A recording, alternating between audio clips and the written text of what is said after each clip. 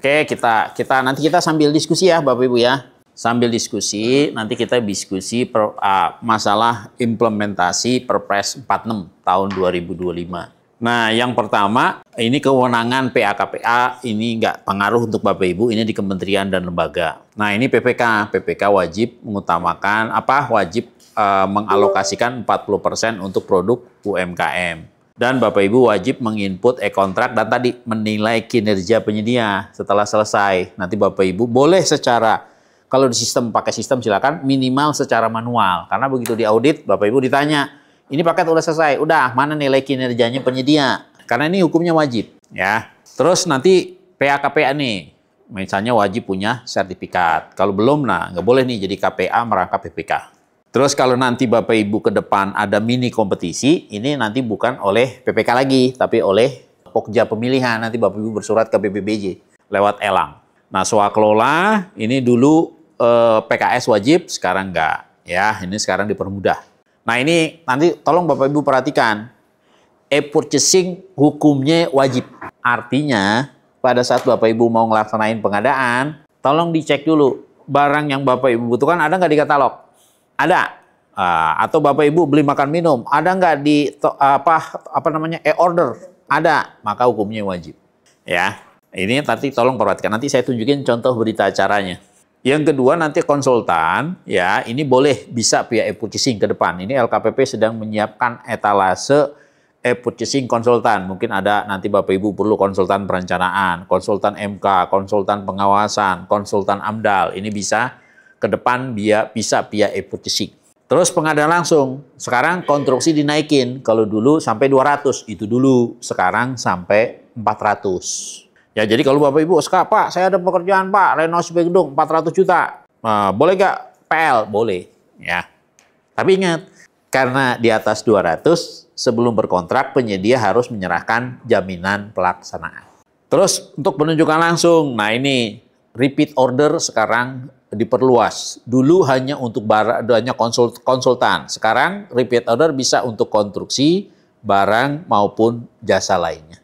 Tapi kalau sekarang Bapak Ibu mau melaksanakan repeat order, barang atau konstruksi atau jasa lainnya, tunggu revisi Perlem 12. Nanti ada pedomannya di situ. Terus ini yang D, ini kalau ada pekerjaan konsultan, ada konstruksi lanjutan, ada konsultannya. Nah, ini boleh ditunjuk langsung. Terus tunjuk langsung kalau kemarin pra, sekarang pasca kualifikasi.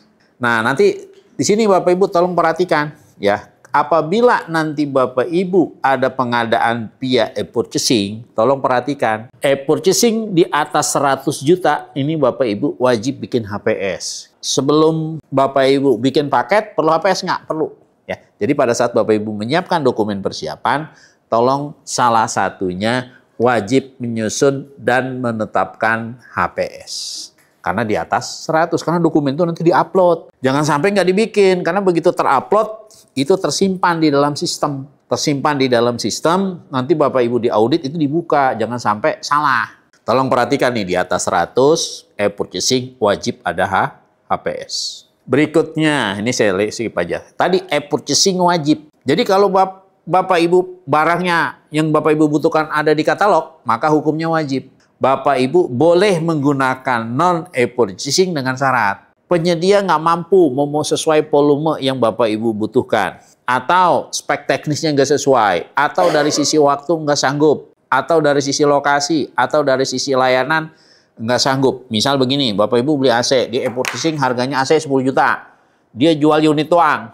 Tetapi di penyedia non-e-purchasing 10 juta juga. Tapi dia Ibu terima dingin. Terima terpasang. Oh, berarti ini lebih efisien dan efektif. Non-e-purchasing terima terpasang. Sementara kalau di e-purchasing terima unit. Terima dalam kardus bahasa awamnya gitu ya. Silakan. Tolong nanti Bapak Ibu pada saat ada e-purchasing, cek dulu. Dibuat berita acaranya. Nanti saya tunjukin contoh berita acaranya. Ya. Kemudian strategi pemaketan, ini ada 4. Bapak Ibu bisa menggunakan supply by owners. Nanti ke depan mungkin Bapak Ibu renovasi gedung, pemeliharaan gedung, Bapak Ibu hanya menggunakan supply by owners via e-katalog. Mungkin Bapak Ibu bisa ngeklik jasa pengecatan gedung.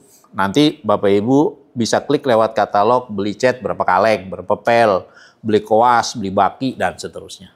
Itu supply by owners namanya.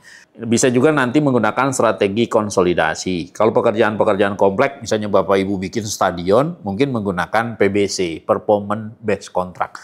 Sampai dengan stadionnya berdiri dan beroperasional secara maksimal. Ini PBC.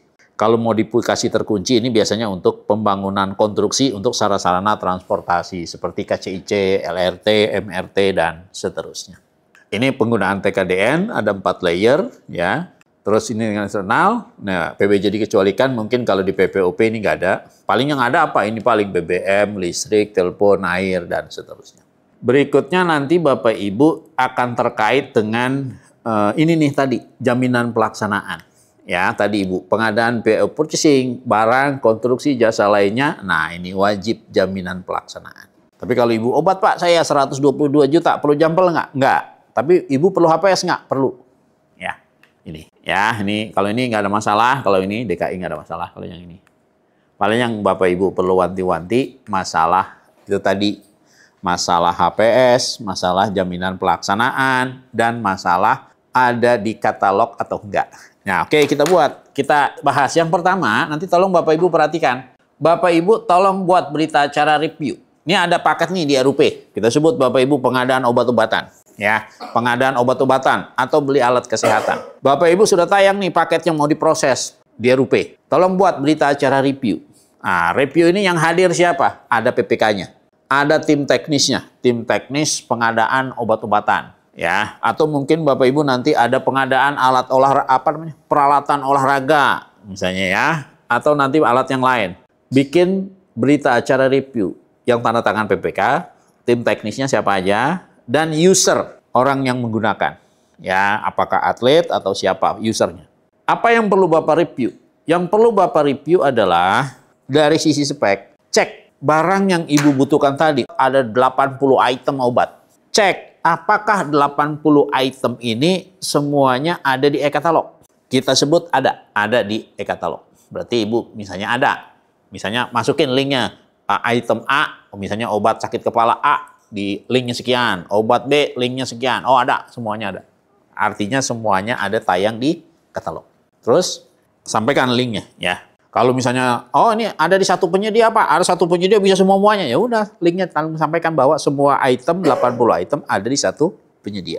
Yang kedua, perlu Bapak klarifikasi, apakah dari sisi volume, kita sebut PTA tadi, sanggup nggak dia? Pak, saya perlu berapa tadi kemasan Ibu apa? Satuannya, apakah satuannya kaplet? Kaplet itu kalau lembaran kalau Bapak beli obat. Apakah satuannya kotak? Atau mungkin satuannya kardus? Satu kardus isi berapa kotak? Dan seterusnya. Sanggup nggak dia menyediakan sesuai volume yang dibutuhkan? Sanggup. Spek sesuai. Makanya merek tipenya harus sesuai. Ya, harus jelas mereknya. Mereknya apa, tipenya apa. Terus dari sisi waktu, Ibu sebut. Ini satu kali ngirim atau bertahap? Kalau sekali ngirim berarti sekaligus blok barang.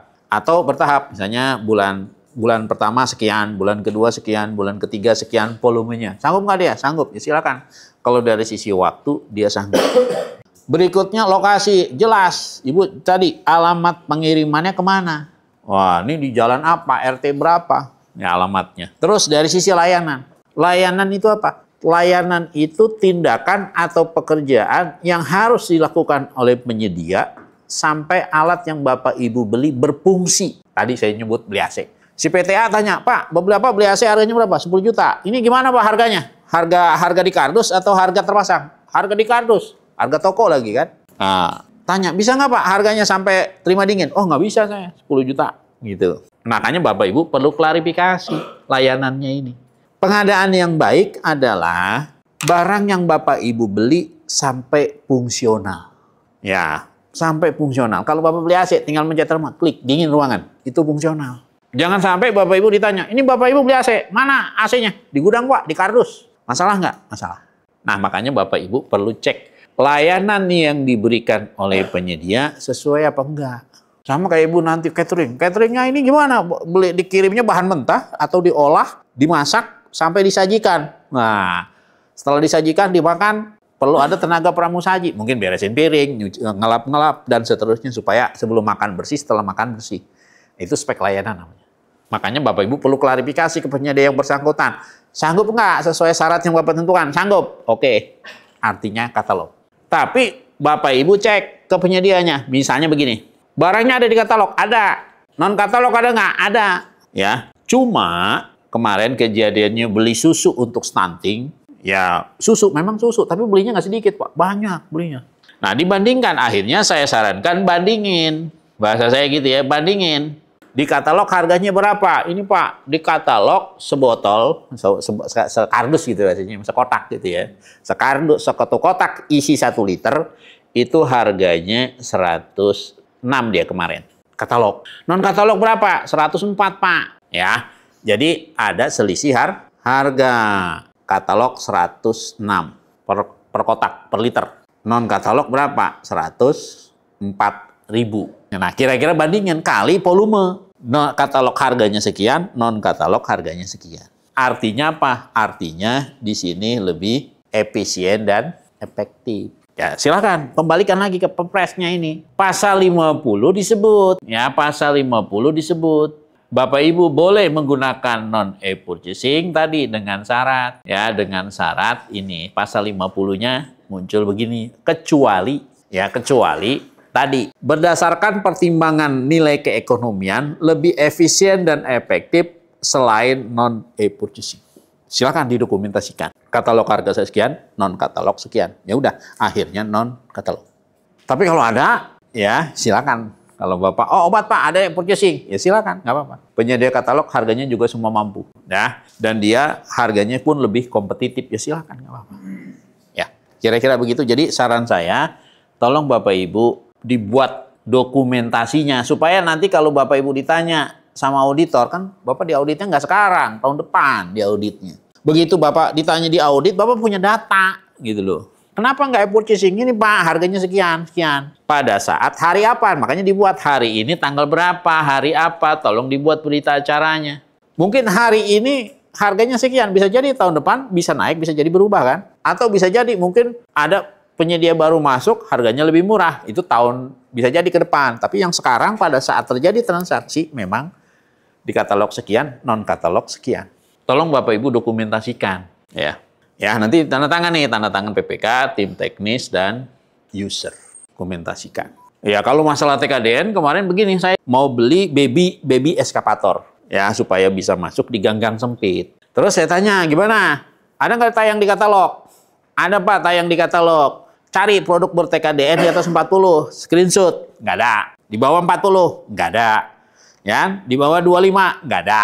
Nah, produk yang ber-PDN. Itu. Screenshot. Jadi kalau ditanya kenapa beli impor, ini Pak datanya. Memang saya udah nyari kagak ada, gitu bahasa awamnya. Ya, jadi Bapak Ibu ngomong pakai data. Ya, ini loh, makanya ya, jawabnya pakai data, lampirkan datanya. Datanya apa? Kalau kemarin saya bilang layer 1 cek tidak ditemukan. Layer 2 tidak ditemukan. Layer 3 tidak ditemukan. Yang terakhir baru impor. Ya udah, beli barang impor. Ini udah datanya, ya. Oke, jadi nanti kita jawab pakai data. Nah, ini dibuat dulu berita acara review. Kalau memang barangnya ada di katalog, Pak. Penyedia katalog mampu. Ya sudah, nggak apa-apa. Langkah berikutnya apa? Ya, langkah berikutnya kalau memang ada di e-katalog, langkah berikutnya, ya, apa yang harus Bapak Ibu lakukan? Langkah berikutnya yang harus Bapak Ibu lakukan adalah dibuat dokumen e-purchasing. Yang pertama apa tadi saran saya? Bapak Ibu mau beli obat 122 juta, ada 80 item. Tolong Bapak Ibu identifikasi. Nah, atau dari user ada usulan. Atau, mungkin ada dokter olahraga. Berdasarkan data historis dia selama ini, kebutuhan obatnya tuh apa aja. Dari mungkin klinik atau dari si dokter atlet, dokter olahraga. Rekomendasinya apa nanti obat-obat yang mau dibeli, gitu loh Pak. Buat namanya POM identifikasi kebutuhan. Nanti ditandatangan oleh KPA, PPK, dan tim teknis. Tim teknis tadi si dokter obatnya, si dokter olahraganya. Supaya kalau Ibu ditanya, kenapa Ibu beli obat ini? Ini Pak, usernya minta, gitu loh. Nah, jadi memang berdasarkan data kebutuhan, data pemakaian selama ini, ya. Ya, kira-kira begitu. Nah, dibuat POM identifikasi kebutuhan. Kemudian apa? Bapak Ibu siapkan kertas kerja speknya tadi. Dari data-data tadi direkap. Oh, kira-kira dari 80 ini butuh obatnya. Mungkin kan ada obat yang kemasannya kaplet. Mungkin ada obat yang kemasannya botol, mungkin ada obat yang kemasannya kapsul, ada kan? Macam-macam lah bentuk obat kan. Kira-kira seperti itu. Nanti buat kertas kerja spek, kemudian nanti Bapak Ibu, kalau memang hasil RFI-nya, hasil pengecekan udah cukup, nggak masalah. Tapi kalau barang-barang Ibu beli alat kesehatan, jangan main asal pilih. Kalau perlu nanti Ibu bisa merek A, merek B, merek C, Ibu suruh presentasi dulu demo alat. Kalau barang-barang yang kompleks. Tapi kalau obat mungkin karena udah jelas ya, langsung mungkin obat A kemasannya apa, kaplet, perlunya berapa banyak, ya merek dan tipenya udah jelas. Nggak perlu RFI, nggak apa-apa. Tapi kalau beli alat kesehatan harus, ya. Nah, kemudian silakan nanti Bapak Ibu buat berita acara persiapannya. Ibu perlu mungkin dibuat tabel. Ada 80 item, kemasannya apa, mereknya apa, dan seterusnya. Ke tabel aja, 80. Terus prioritas TKDN, prioritas UMKM. Terus Ibu tetapkan nilai HPS-nya tadi. Minta penawaran, misalnya dari vendor-vendor obat. HPS nilainya 120. Misalnya jadi Ibu, misalnya pagunya 122, HPS-nya 120 kita sebut. Tulis di sini, 120 juta. Ini nanti menjadi dasar Bapak Ibu negosiasi. Ya, jadi ini yang harus disiapkan nih. Ini disiapkan dokumen persiapan e-purchasing. Ya, nah, tapi kalau Ibu nilainya ada nggak? Ada. Kalau ada jangan lupa, karena nilainya di atas 200, Bapak Ibu nanti tambahkan ketentuan, ditambahkan catatan. Penyedia sebelum berkontrak wajib menyerahkan jaminan pelaksanaan. Kalau nilainya di atas 200. Ini yang harus diperhatikan. Ini karena Ibu menggunakan obat masih di versi 5, ya Ibu obat itu masih di versi 5, nanti Bapak Ibu tolong perhatikan, sebelum ngeklik ke katalog, tolong perhatikan pejabat pengadaannya. Pejabat pengadaannya sebelum ngeklik katalog, harus melakukan yang namanya ini, pengecekan kualifikasi calon penyedia. Ibu tadi udah tahu PTA, semuanya ada item. Tolong dicek dulu kualifikasi calon penyedianya, NIB-nya sesuai apa enggak. Ya karena ini versi 5. Kelemahannya versi 5 adalah penyedia itu dari mana aja boleh masuk nawarin obat. Kita nggak tahu dia izin usahanya sesuai atau tidak. Makanya sebelum ngeklik, PT apa? PTA. Cek dulu PTA NIB-nya sesuai apa enggak. Makanya Bapak Ibu, sebelum ngeklik katalog, tolong 4 ini dicek. Tugasnya pejabat pengadaan. Pejabat pengadaan yang ngecek. Kalau Ibu sebagai PPK, sebelum tanda tangan kontrak, cek dulu. Ini penyedianya udah lolos 4 poin ini belum? NIB-nya sesuai atau enggak, NPWP-nya aktif apa enggak, akte pendirian perusahaannya ada atau enggak. Terus yang terakhir apa? Surat tidak masuk blacklist. Ini yang perlu dicek sebelum ngeklik nih, sebelum ngeklik tugasnya pejabat pengadaan. Oke ya? Oke, clear. Nanti sebelum ngeklik, cek ininya.